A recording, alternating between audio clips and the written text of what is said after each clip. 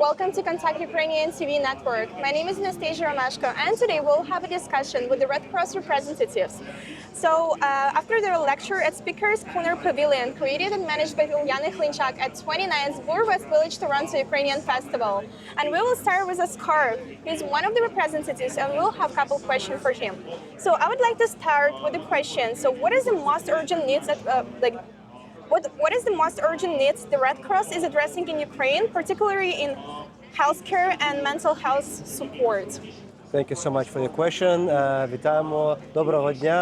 I'm very happy to be presenting and sharing again my story. So it's my privilege to present to you some of the key highlights of the support provided by the Canadian people through Canadian Red Cross and Ukrainian Red Cross for the marginalized communities in Ukraine. Unfortunately, today we are talking about the immense, vast needs that have affected actually Ukraine, and people are undergoing lots of psychological trauma of the war. So it's been over 3 years since the communities have been impacted by the ongoing hostilities. That people have lost their beloved ones, they lost their houses as well. They are in displacement, and this requires continuous support from the civil society organizations, from the humanitarian organizations, from the governments as well. So Canadian Red Cross is privileged to be one of the many Red Cross, Red Crescent society partners as well, working day and night in Ukraine, hand in hand with our local partners for the communities. And you did mention the health and mental health communities. There is no health without the mental health. And unfortunately today, I would say almost the entire population of Ukraine has undergone through some kind of trauma as well that has affected their daily lives. So this requires professional services from the staff and volunteers of the Red Cross who are operational daily, present across Ukraine as well, and looking to support the communities. You did mention the health needs.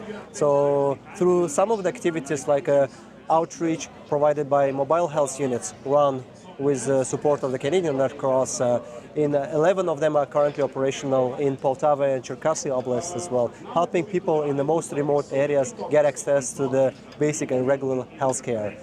We also have the team of volunteers from Ukrainian Red Cross visiting the seniors, elderly people at home, looking to help to meet their basic needs as well through what we call a home-based care program as well.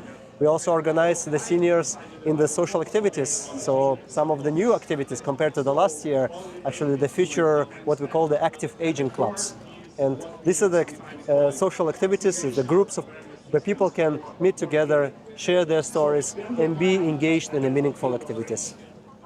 And as I know, you're mostly responsible for all of the support provided in Ukraine. But I have a question: how Canadians, especially the Ukrainian community in Canada, can contribute to supporting these projects in Ukraine? Canadians have done a lot. To date, Canada is one of the biggest supporters of the humanitarian operations in Ukraine.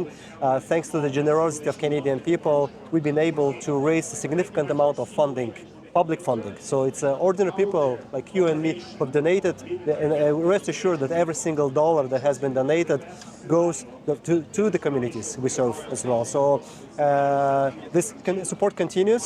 Our emergency appeal for Ukraine humanitarian crisis is open to date, so it continues to generate funding as well that goes straight into Ukraine in support of the local communities through the local partners of Ukrainian Red Cross Society. So I believe that every single person who is donating through the Red Cross actually deserves a right to know what happens to this money, and through reporting.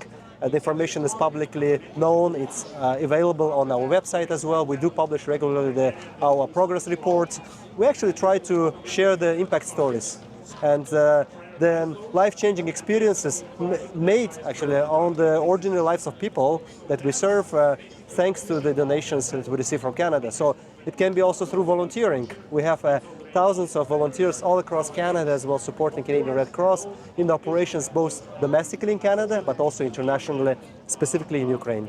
Amazing. And you said about the stories. Can you share any story or example of how Red Cross support made a difference for families or communities in Ukraine in general? Anything that you remember, something super special? of course, as you can imagine, through experiences that we live, through shared by our people on the ground, partners, I can name thousands of stories. But if I had to choose few, like there's always this story of this elderly woman in the dormitory in Cherkasy that comes to my mind. She's living there for over 3 years in the same room, not knowing what's going to happen to her, not knowing about the whereabouts of her family members as well, worrying about her children at the front lines, knowing that her house has been damaged during the armed conflict, and she needs to rebuild her life. So there, the staff and volunteers of the Red Cross visiting her in this dormitory, it's like a beacon of hope. It's a beacon of hope amidst all the uncertainty, the chaos, and the immense humanitarian sufferings. Of course, we are very proud of the partnership with the Ukrainian Red Cross Society, whose staff and volunteers, these are the ordinary people, but they are doing extraordinary work. That's amazing. Thank you so much, Oskar. Thank you for your support, and thank you for being with us today and sharing this incredible information. Thank you for this opportunity. Thank you to all the Canadian people who are supporting the humanitarian work done by the Red Cross. We are very proud of this. We need your support. So thank you so much.